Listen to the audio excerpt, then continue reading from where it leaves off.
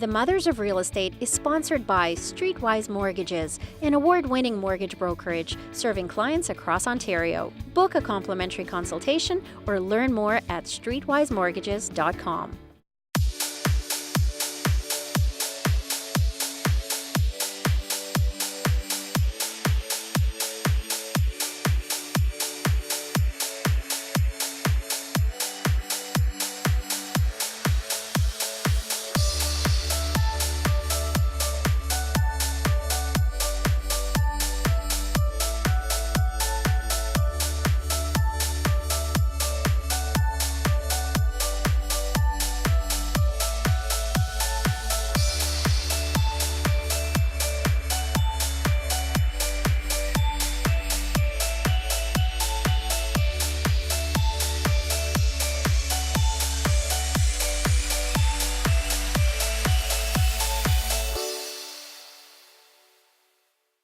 Hi, welcome to Mothers of Real Estate. I'm Rachel Oliver. Thanks for joining us today. This show is about inspiring and educating women, especially mothers, to explore the possibilities that real estate can offer you in order to move you toward your goals that matter to you and your family, both emotionally and financially. My friends and co-hosts Jillian Irving and Monica Jazik are here with me today, and we're going to discuss how to use equity in your home to responsibly finance investment properties. Wow, this is not necessarily my favorite topic because I'm not a numbers girl, but I do find it an important one to have. This is a conversation that I think every single real estate investor has to start with, especially if you don't have a stash of cash sitting there percolating and waiting to be spent. So, Jillian, how did you actually come up with the funds to do your first deal? Well, I actually have a money tree in my backyard. Full disclosure. I have been watering it for years. No, but I did have some savings. So, but they were parked in the stock market. So, I decided to move money from sort of one market into a different one. So I used what I had there to start. So I bought a house, and then a couple of years later I refinanced that property and I took out that initial stash and I bought 2 more properties. So I used an equity pull pretty early on. So is it kind of a combination of taking stuff that you had already invested that was maybe underperforming, and then you basically leveraged equity built up through some of the initial investments? That's exactly it. Exactly what I did. That's how I sort of catapulted the beginnings as well. Excellent. And Monica, how did you get started? Trust fund, baby. Unfortunately not, no. As you know, we had no money to invest, and our financial planner actually introduced us to something called a consolidation mortgage. What's that? And that was just life-changing, and I had no idea because we wanted to invest for years and we never felt like we had enough money. And this consolidation mortgage actually let us utilize our personal residence and use equity from our personal residence, similar to what you did, to buy 4 income properties, one for each one of our children. That's pretty magical. Yes. And I think you've actually called it magic money. It is our magic money because it really took us from that one day, or I always mix it up. I always say someday became one day or one day became someday. But I digress. It made the moment happen, the magic moment happen. That's a very creative way of doing it. And so when you say that you took out money to buy 4 properties, to me that sounds like an enormous number. I mean, did you take out a huge portion of the equity in your home, or was it a more manageable sum? Like, help me understand the magnitude. It was, okay, so a consolidation mortgage is a bit different than a total refinance or a HELOC. It actually is an all-in-one mortgage. Meaning? So you actually have your mortgage, and you also put all your money back into the account as well. So it's like a bank account. Something like this. So you're constantly withdrawing from it, and you're constantly paying it off.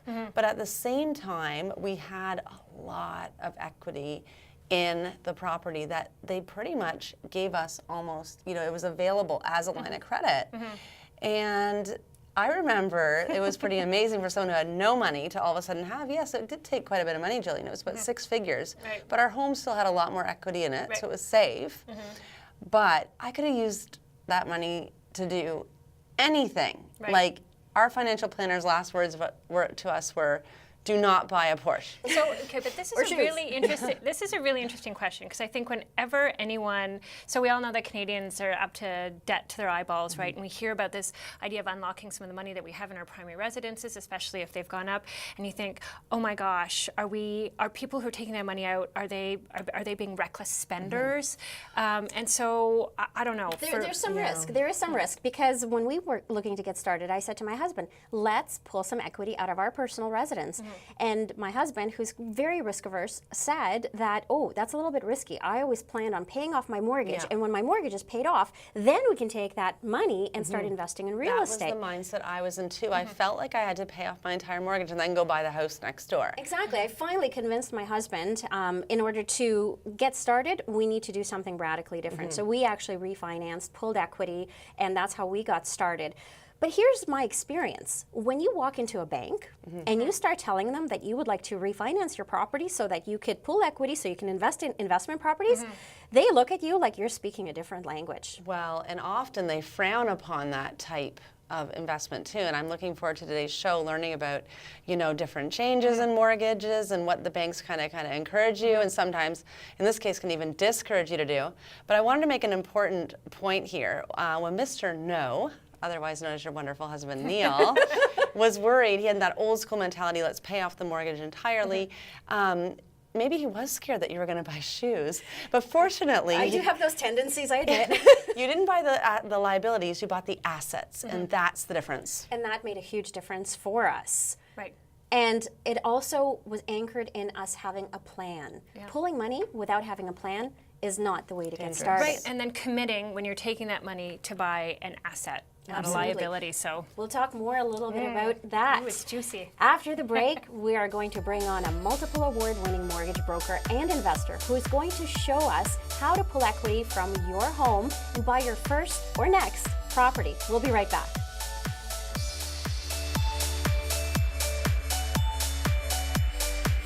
The Mothers of Real Estate is sponsored by Streetwise Mortgages, an award-winning mortgage brokerage serving clients across Ontario. Book a complimentary consultation or learn more at streetwisemortgages.com. Are you looking to build wealth through real estate? Streetwise Mortgages can help you design a financing strategy to achieve your short and long-term investment goals and set up financing in a manner that takes into consideration the legal and accounting structures relating to building wealth. Get a step closer to achieving your goals. To book your complimentary consultation, call 1-800-208-6255 or email info@streetwisemortgages.com.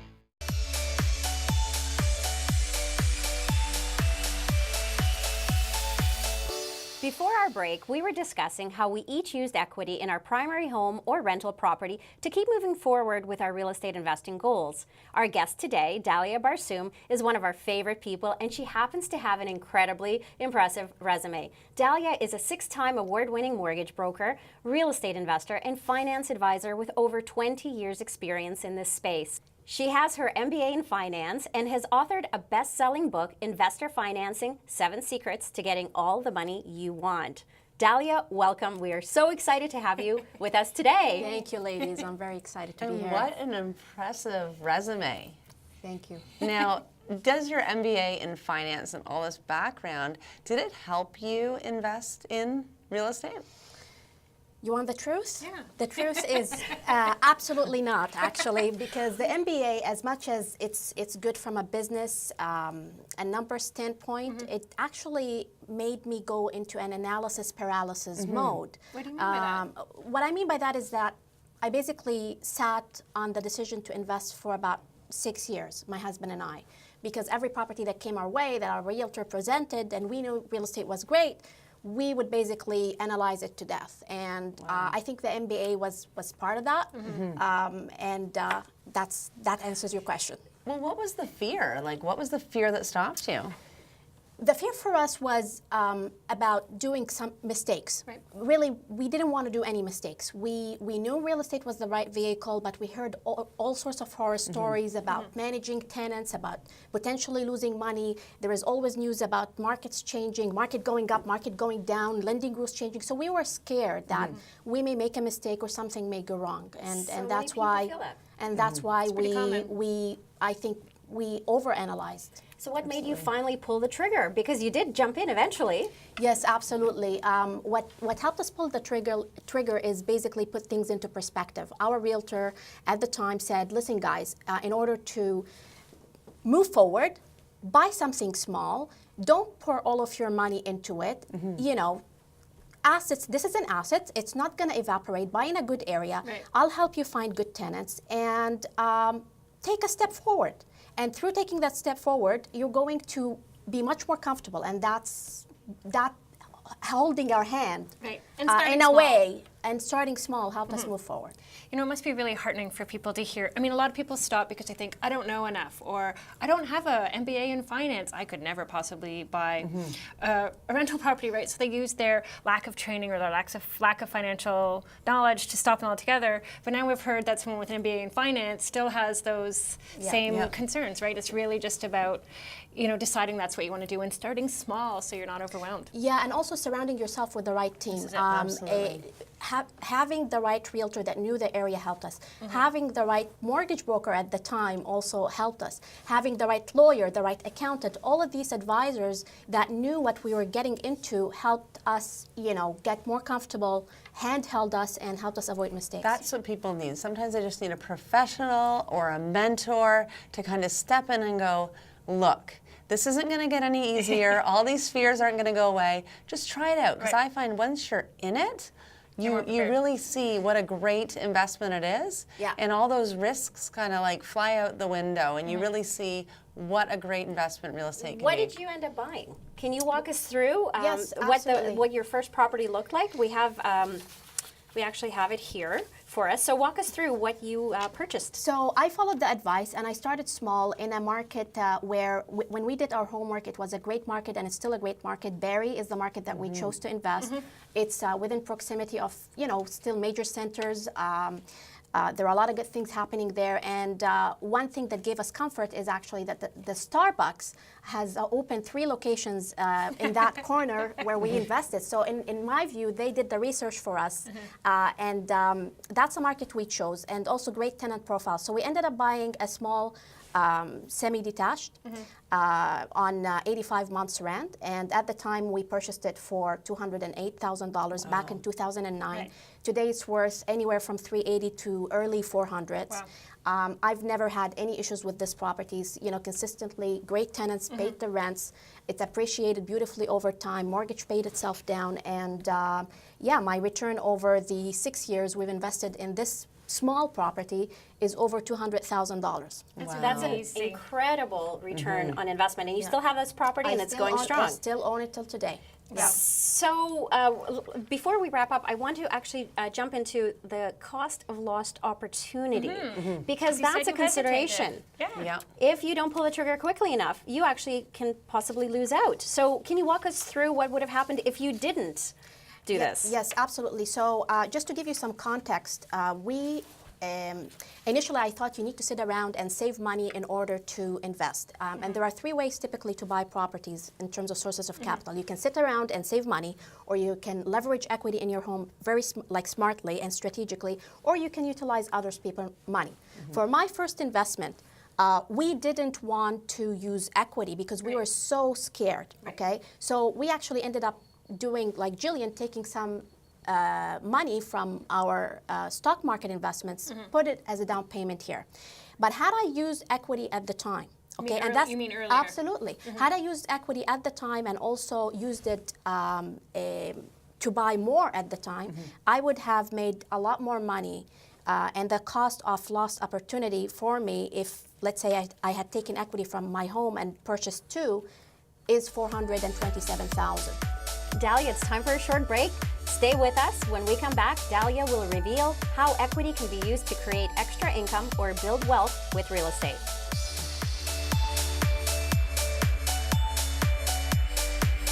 The Mothers of Real Estate is sponsored by Streetwise Mortgages, an award-winning mortgage brokerage serving clients across Ontario. Book a complimentary consultation or learn more at streetwisemortgages.com.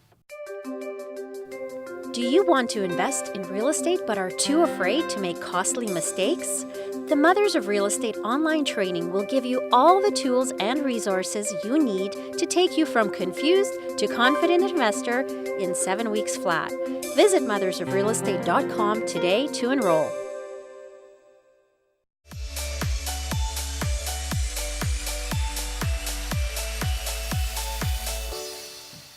Before our break, Dalia was telling us her personal story about why she started investing in real estate and how she was too afraid to use equity in her primary home as a down payment for investment property, and that there was a pretty big opportunity lost because of that decision. So I could basically bring up an example of a standard home price today, which is about 1.1 million. You could technically, if you make enough money, qualify to take out 80% total loan amount of the 1.1. Not that anyone should necessarily No, do that, but no. that's what you would qualify for. Yes, that's the maximum. Okay. And you can break that loan amount, so that would be 880,000. You can have a mortgage in place of about, let's say, 450 or 500,000, and the rest would be a line of credit. Again, I'm not suggesting that anybody goes and leverages, their house to the maximum, but I'm just saying that this is the maximum, and you can use portions of it strategically. Right. Yeah. Because if you can, then if you use it strategically, you won't make the same mistake you did, which is to be so afraid and make a $425,000 lost opportunity mistake. Yes, absolutely. Okay, good. Absolutely. Okay, so take us through this some more. Okay, so back to our example, $1.1 million house, $880,000 total loan amount. Let's say your current mortgage is about $430,000. That leaves you with a line of credit of $450,000.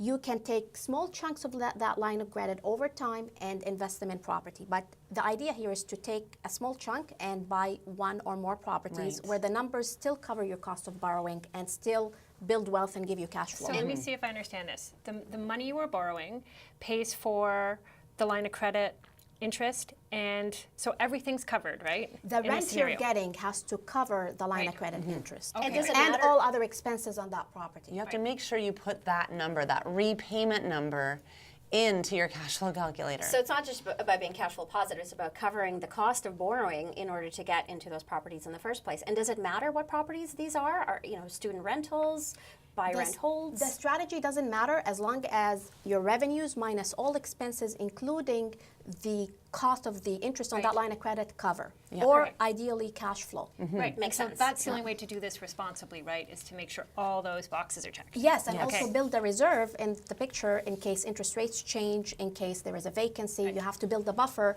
and that's how you give yourself comfort and make sure that you're not just pouring money into something that... Absolutely. Like when you can see the numbers in front of you, and you can see that red or black, it gives you so much comfort. And with the cash flow analyzer that we have, it gives people so much control to show people, how their property really is performing and put those numbers, including that prepayment to your LLC. Cash flow. Yes. So if you are to use equity to buy income properties, what kind of cash flow can we anticipate in the scenario you're painting?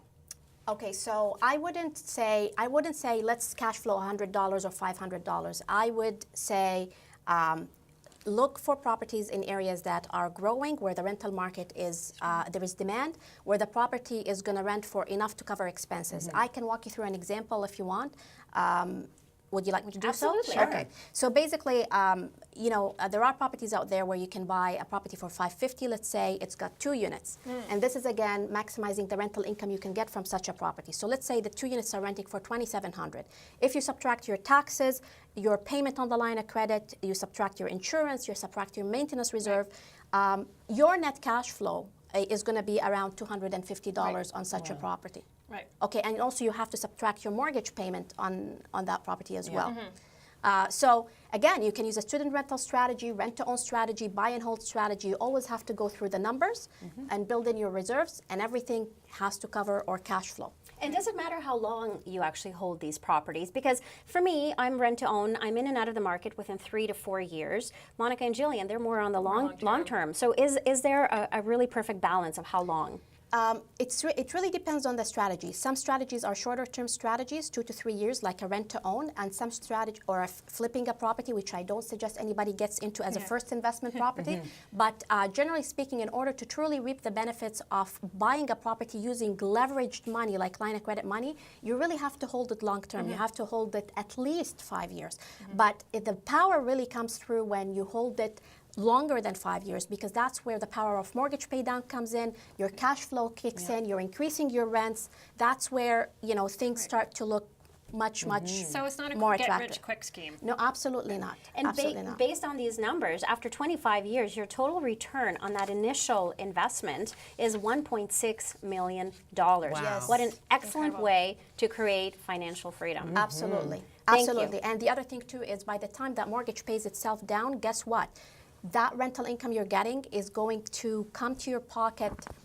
About 70% of that rental income is going to come to your pocket as actual Full cash. cash. Yeah. Perfect for retirement or those big ticket Yeah. items in It's life. like building a pension. Thank you so much, Dalia, for being here with us today My and pleasure. educating us on all of these fascinating angles. Time to take a short break. When we come back, we're going to continue talking about how to use leverage to build wealth. Stay with us.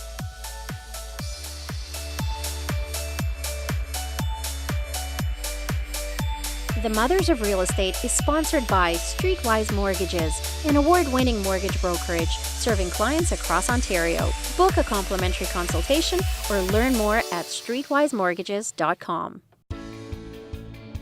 Are you thinking about using some of the equity in your home to invest and build wealth?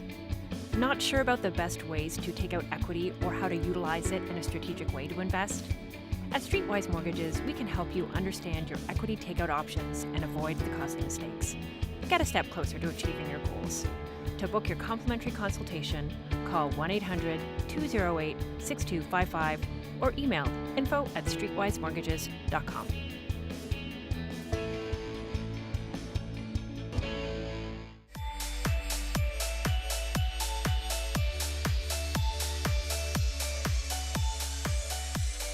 Welcome back to the Mothers of Real Estate.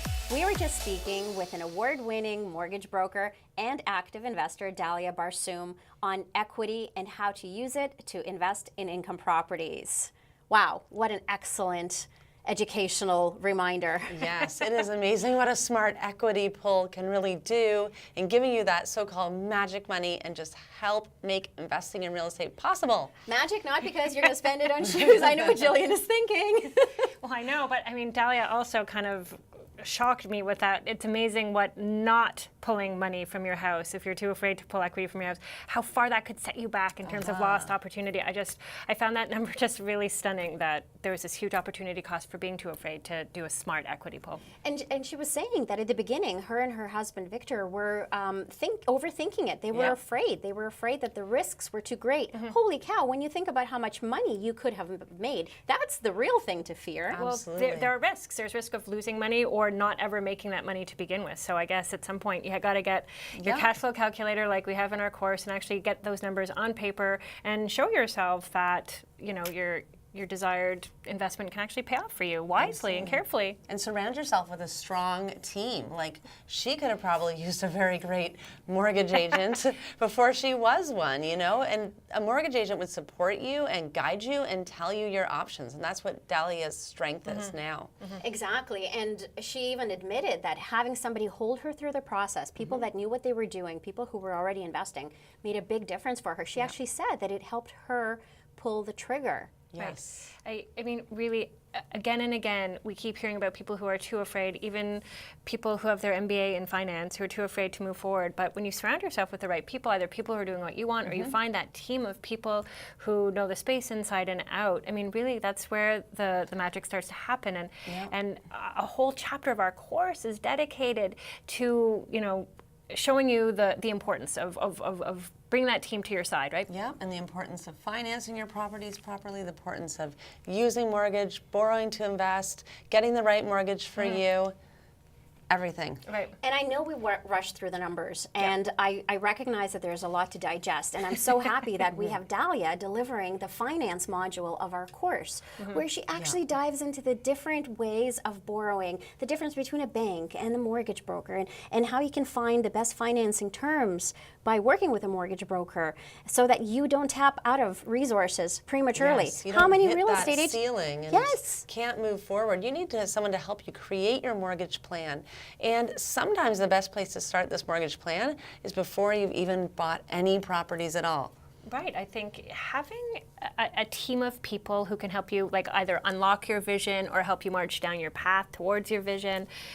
So, for example, as a student rental investor, there's a lot of lenders out there who won't even talk to me. You know, I take this personally, right? I'm like, what are you talking about? I've got these great student rentals, and many lenders won't even talk to me with a 10-foot pole. So I need to get a lot of advice from smart brokers to say, wait, don't waste your time over here. Don't go left, go right. Talk to these folks. Right. These are the ones who are going to help you.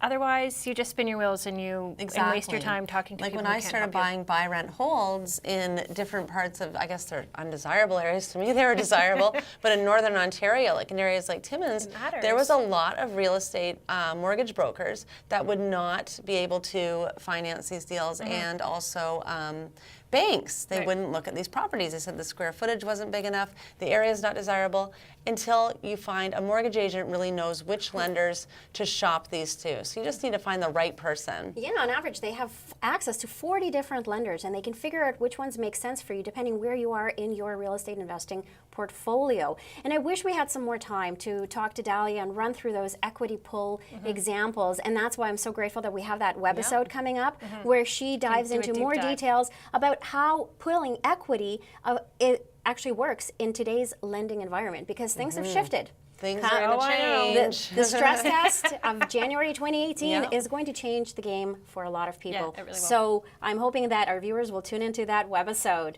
Thank you for joining us today. For more information about our online training, please visit mothersofrealestate.com.